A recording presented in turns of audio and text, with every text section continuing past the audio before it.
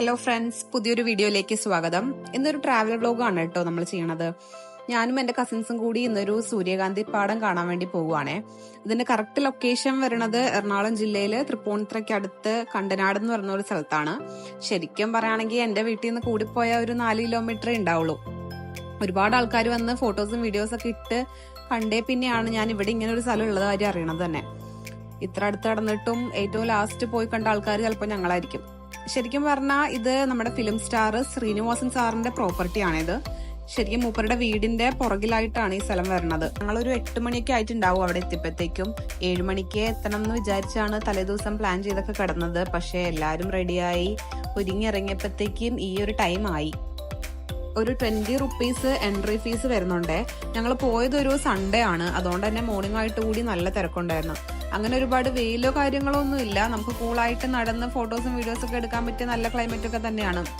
പിന്നെ എനിക്കൊരു പ്രശ്നമായിട്ട് തോന്നിയത് ഈ പൂവിലൊക്കെ നിറച്ചും ഈ തേനീച്ചകൾ ഉണ്ടായിരുന്നു, നിറച്ച് തേനീച്ചകൾ ഉണ്ടായിരുന്നു. അപ്പോൾ എല്ലാവരും അതൊക്കെ പേടിച്ചാണ് ഫോട്ടോസൊക്കെ എടുത്തത്. ദൈവം സഹായിച്ച ആർക്കും കുത്തൊന്നും കിട്ടിയിട്ടില്ല.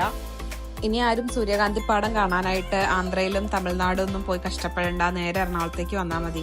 ഇവിടെ ആൾക്കാർക്ക് ഇരിക്കാനൊക്കെ ആയിട്ട് തടി കൊണ്ട് ഇങ്ങനെ ബെഞ്ച് പോലെയൊക്കെ റെഡിയാക്കി വെച്ചിട്ടുണ്ട് കേട്ടോ.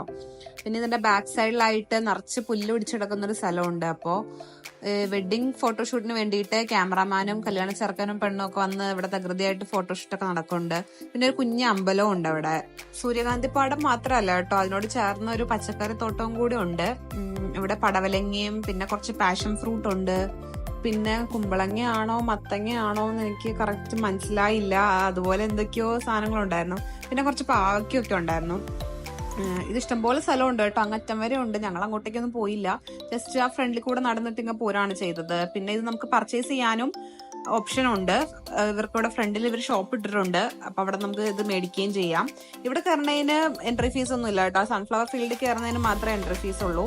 അപ്പൊ മസ്ക് മെലണും വാട്ടർ മെലണും വെജിറ്റബിൾസ് ഒക്കെ നമുക്ക് ഇവിടെ നിന്ന് മേടിക്കാം. ഞങ്ങളതൊന്നും മേടിച്ചില്ല, ഞങ്ങള് വേഗം പോരാനുള്ള തയ്യാറെടുപ്പിലായിരുന്നു. കാരണം അങ്ങോട്ട് പോയ ഉത്സാഹം തിരിച്ചു വന്നപ്പോൾ ഉണ്ടായില്ല. സോ ഇനിയിപ്പോ നെക്സ്റ്റ് വീഡിയോ ആയിട്ട് വീണ്ടും വരാം.